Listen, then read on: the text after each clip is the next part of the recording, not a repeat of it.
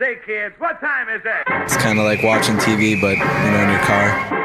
104.7 The Cave, Mike the Intern, and Jay Stevens in the studio for another riveting edition of Dark Side of the Stream.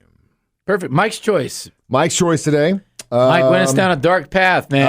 I've been looking for a way to bum Jay out from all the crap he made me watch. I was like, I make you watch, guys. Not crap like I didn't like chicks around the world. Just like, ugh. I think I finally came. Yeah, it's a a tough one. Yeah, it's the area I don't care for. I think I evened it up. Our homework assignment this week was called Dreamland, and it's about the Black Wall Street massacre that occurred in 1921 in Tulsa, Oklahoma. A lot of people in this area, even though that Tulsa, Oklahoma is only 2.5 hours away, have never heard about this. And we're about a little bit over 100 years. I had never heard about it. You never heard about it? How long have you been in this area? 8 years, at least. Like that. No one talks about it. In fact, if you were probably from the Oklahoma area and you went to school there, chances are up until probably the last 5 or less years, you never heard about it either. They hit about it in the history class. They didn't talk about it. Even they went so far as to taking newspaper articles that were written at the time and destroying even the negatives. Those don't exist because those newspapers were definitely being sensationalist and aiding and abetting what was already a serious problem. And so that's what we're going to talk about today. It's a tough subject, but you need to know about the Tulsa race massacre that occurred in 1921. If you didn't know, it happened in 1921 in Tulsa, and as many as 300 people lost their lives, mainly African-American business owners and people that were affluent in the area. And it's a horrific thing. As much as 100,000 people were affected directly or indirectly by what occurred in the summer of 1921 in Tulsa. Now, before we get into the details and the dirty stuff and all that stuff, have you ever been to Tulsa, Oklahoma? I possibly have been through there, maybe. It's about it. You never stayed, never partied, never saw a show, nothing? No, I don't think I ever did. I don't think I ever did. Tulsa is a strange place. It's a cool city. I've seen a lot of great shows there. I've had some really good times there. I'm not dogging Tulsa at all, but it's just a weird place. It almost feels like Salt Lake City. You've been to Salt Lake City? Yeah. You know how it just feels? There's like this weird. It's like a small town type vibe. Yeah, almost like weird. A small town, but it's like you're looking around, you're seeing skyscrapers. Yeah, and it is like, a big town, but it just kind of feels strange. It felt kind of ghost townish to me, really. I'm glad you say it that way because I wanted to bring up this thing. I was out there a couple of years ago, and this was pre-pandemic. It was on a Thursday night. Went and saw a show at I think it was either Cain's or Brady Theater. It was one of the two. It was a Thursday night. The show gets out at like 10:30. We were like, we're going to the bar, We just saw a show. It's dead.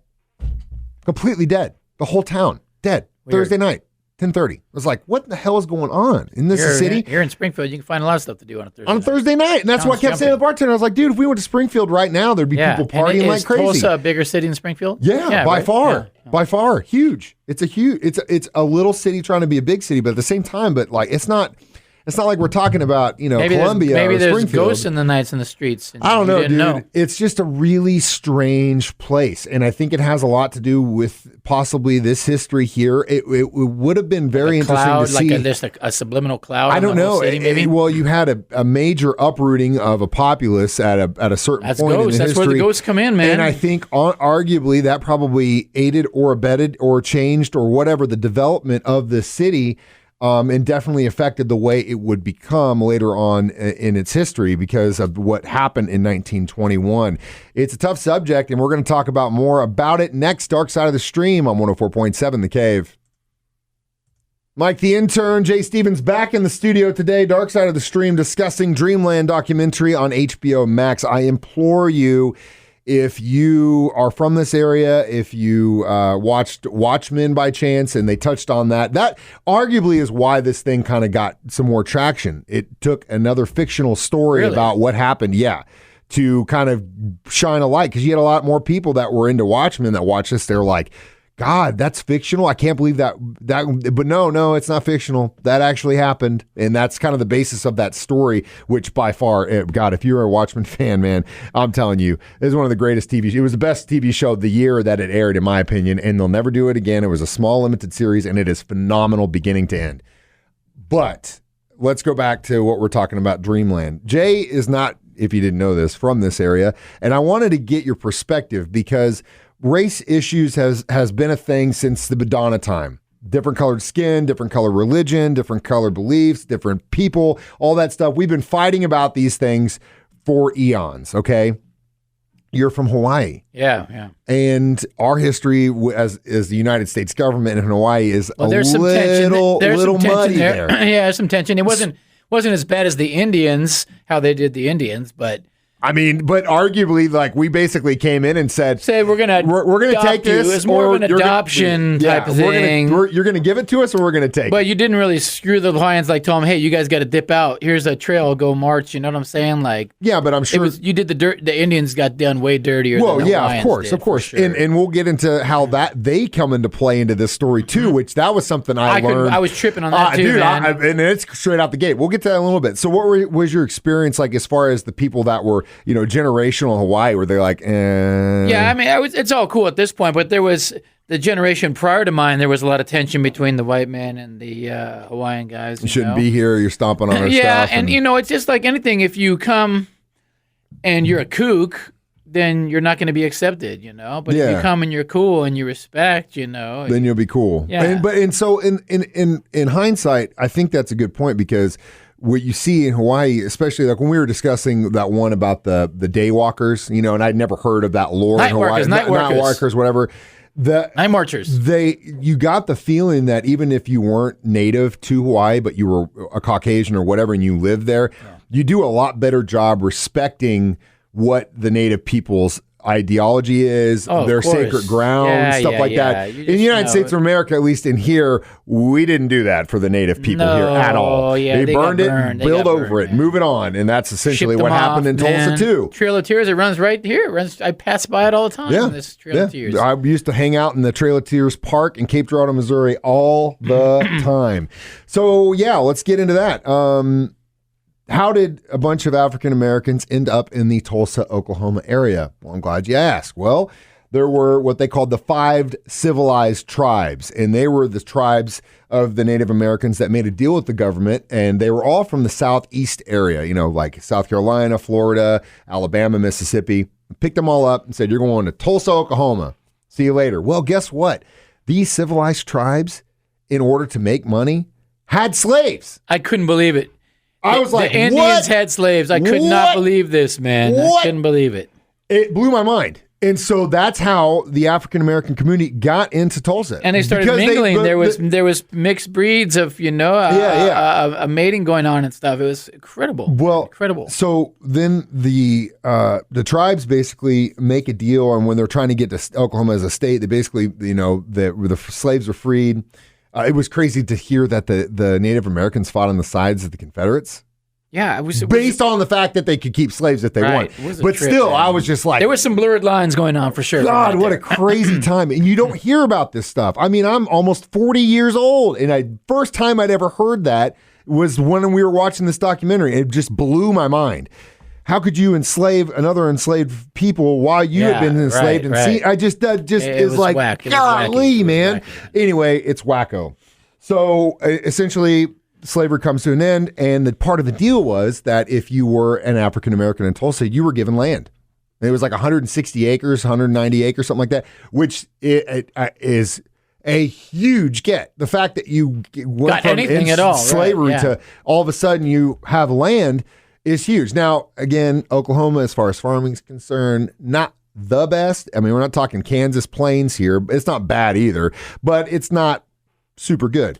What it was good for, in fact, was Texas tea, oil, black gold, and it made a lot of people wealthy. And we'll get to how that came into play in this story. Dark Side of the Stream next on 104.7 The Cave.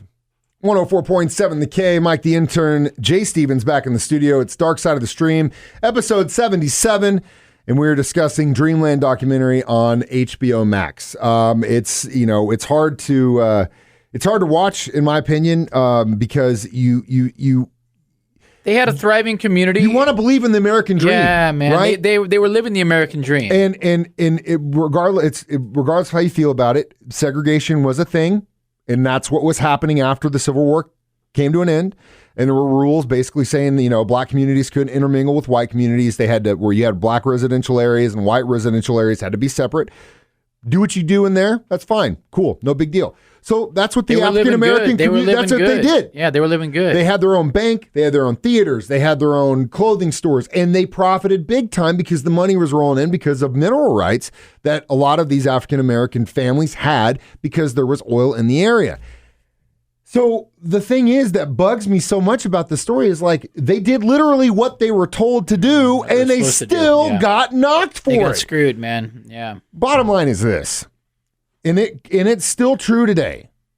Do not let the media fuel your fire. They're still doing it. Left side, right side, they play you against you. They're playing these microcosm of people against each other when it really needs to be the haves versus the have-nots. Right, and I'm telling you right now, sir, too. They're holding down the lower class. That's what the haves are doing. That's what the haves are doing right now, just like they did in 1921. They are playing you against each other, and it's the haves versus have-nots. And we're not part of the 1%er. No, I don't care how rich you are in this area and how well off you think you are, and you got your bills paid. You're still not part of that 1%, and you are still part of the have-nots. Do not let them play you, because they are. They're trying to screw us. Right. Don't let them do it. Don't let them do it. Some Rage Against the Machine. They've been doing it to us for decades, hundreds of years. It's still in play today. Please do not fall into that trap. I endorse Mike the Intern for student council, city council. Dude, that would be we'll run mayor, for student council. Run for mayor, dude. Run for mayor, bro. Grade. You want to hear that story real quick? No, I know you did something. Did I tell you that story? I was huge. I was stoner, but I played football. I was one of those kids that was friends with everyone. I just loved partying. It was like, jocks partying, let's go. Stoners partying, let's go. Punks, whatever. I just like people, and that's just me. 8th grade, I was like, you know what? I'm going to run, and I'm going to win. Watch this. I'm not going to do anything. I'm going to run. Well, I was running against a girl who was like, seriously, like thinking about her political career in 8th grade. Yeah, like, I was like, dude, come on. You're taking she was the one at the end of the school. Was like, I'm Mr. Smith. You didn't assign your homework. It's like, oh, thanks a lot. Well, now we got homework because you wanted. Mike is the fault that poor Hillary. Bro. Mike, was her name Hillary? No, I kind of remember her name.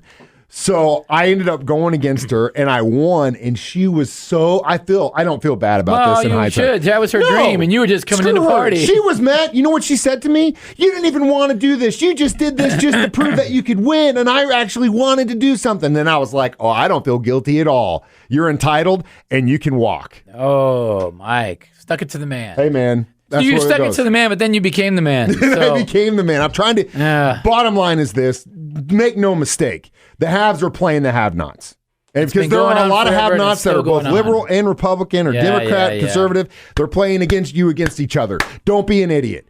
So that's exactly what happened here. Okay, it all started, and they still can't even really pinpoint what was happening. But bottom line is there was a shoe shiner. And they had the colored bathrooms on the top of this place, and the operator of the elevator had to let African Americans up to this top floor so they could use the restroom, and this guy worked on the bottom floor, so he was there. Now, this is where it gets muddy.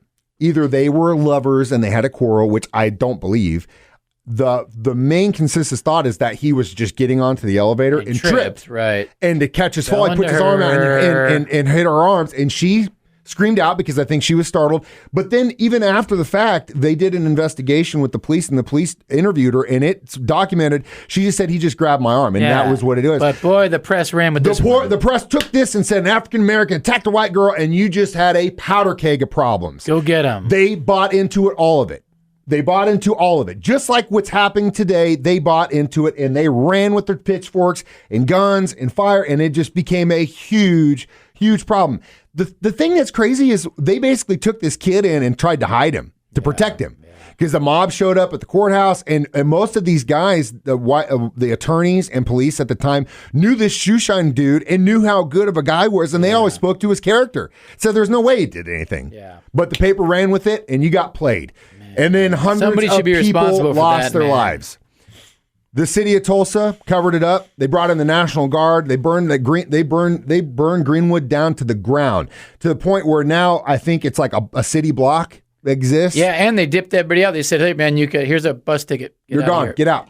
crazy, man. It's People lost their homes, businesses, everything. 100,000 people affected by this. At least anywhere from 100 to 300 people died, and they are still finding mass graves 100 years later. That's the thing that I think people make mistakes. Times are different. You can't, unless you got to learn from history or you're doomed to repeat it, that whole thing. You can't do anything about the past. But what really pisses me off is they've been trying to get these graves found, find the names of the victims, still meeting red all that tape. stuff since the mid-90s, and it literally took another show on HBO for them to say, oh, by the way, and now they're starting to find mass graves again, 100 years later. It blows my mind. At least it seemed like in this documentary, the current mayor's trying to do something about it. But again, at the same time, you think it's a little, it kind of gave me a little kissing babies mentality to it too, which is, I don't trust the government, man. Nah, I don't trust the government at all. Jay and I, we got more to talk about, and closing this dark side of the stream up next on 104.7 The Cave. 104.7 The Cave, Mike the Intern, Jay Stevens, Dark Side of the Stream, episode number 77. Discussing Dreamland documentary on HBO Max. I would like to pat ourselves on the back today, Jay. We did a good job. Oh, yeah. I knew this was going to be tough for us because you don't. Mike and I are both pretty open-minded when it comes to race relations. Yeah, very You know what open-minded. I'm saying? Like, and I knew it was going to be tough. We don't see race, man. Class. Even we don't even see class difference. But if somebody starts waving their big schlong around because they're rich, good people are good down people. With that. Yeah, good people regardless or bad of your people. religious beliefs, your political beliefs, your skin color, where you were born, what you've got. Everyone is, to me, here. I don't care if you're the richest man in the world. We're still here until you show me where the kind of person you are. That's where I know. It's who are you? Just be a good person. That's it. Life's much better. And I think this is a very tough subject to talk about because it's so horrific that you look at this and you were like, God, the government did these people this way, and it took all this time for them to say anything about it. It's not taught in school. Rug, right? I mean, it blows my mind. But again, I want to come back to, please don't let these media conglomerates play you. It's not race versus race. It's not blue versus red. It should be about the 99% of us business. that are going to the grocery store every day, looking at how much things cost and knowing that it's all these 1%ers, the guy who runs Amazon, freaking Tesla, all that stuff. They have made this for us, and they're profiting. Now. They profited through the pandemic. Amazon just raised their rates. They just raised their rates. They made more money than ever, and they just raised their rates. They don't, Come on, man. They don't care about you or I, and they are playing us so that we look at the small things against each other that really are insignificant when we need to be looking at the haves versus the have-nots. And don't get played. Just don't do it. Be a cool person. It starts with you. You can't go, like I said, if everyone, regardless of their political stance or their religious stance or whatever, just treated someone with a little bit of courtesy, courtesy. Perfect. Not saying we have to hold the red carpet or open doors or give you a ride somewhere. Doors. Just be courteous. Do you know how awesome this planet would be if we just were courteous? It starts right here. That's it. Just try to be courteous to one person a day. You might make someone's day. And I know that it sucks that we have to lose lives. And I might walk out of the studio and just start kissing the first girl I see. Well, that's different. We could do that tomorrow and Friday anyway. Jay, I'm proud of you for making it through this. Yeah, I appreciate you now that you know it's something you can tell somebody else. But again, I wanted this to come back to, we can't change the past, but we can most certainly change the future. So what do we give this? I give it a How many burned down cities? 4.5. Yeah. 4.5 burned down cities? 4.5. Yeah, I'll go. It was a good history lesson for me. It's well put together. Kind of slow in the beginning. It was short. Really it was slow in the beginning, but short. Yeah. But the reason it's slow is because there's so much to this story. It wasn't just about because, like I said, we all learned something, and I thought I knew about this. So, so it's Jay's turn to serve it back to me. Man, what are we watching I had next? some free time, and I watched two, and they're both so perfect. One of them, you'll never come across it, and so I'll save that in my back pocket, because the one that I did watch, you would jump on it, and I'm going to steal it from you, Mike. Bitchin'. The Sound and Fury of Rick James. Oh. Amazon. It's on Amazon. Oh. God, I can't wait I was to go down. clueless to all this, man. So you didn't know he was friends with Neil Young? I didn't know. No, that? he was in a band with Neil Yeah, Young. you I didn't know that? man. No. Okay, all right, cool. Yeah, I'm down for Rick James It's called all day. Fishing, the Sound and Fury of Rick James. Yeah, and it's Fury basically is his right. life story. This Dude, is also a great example of how cocaine is a hell of a drug, this baby. dude killed the game. This dude killed the game. Great. I mean, hell, you could go as far as to say if no Rick James, no Prince. Oh, 100%, yeah. I mean, all 100%, day. yeah. I mean, all day. So we'll get into that. We got a whole hour to talk about it next week. As always, stream us online, 1047thecave.com. You can download the podcast on our 104.7 The Cave app. This is Jay Stevens. I'm Mike the Intern, reminding you, we watch movies, documentaries, so you don't have to. Dark Side of the Stream on 104.7 The Cave. I didn't record it. I'm just fucking. Have to go. I'm not doing Always that one again. Always the ones we're Not fired up doing that about. one again. Always the ones we're so fired up.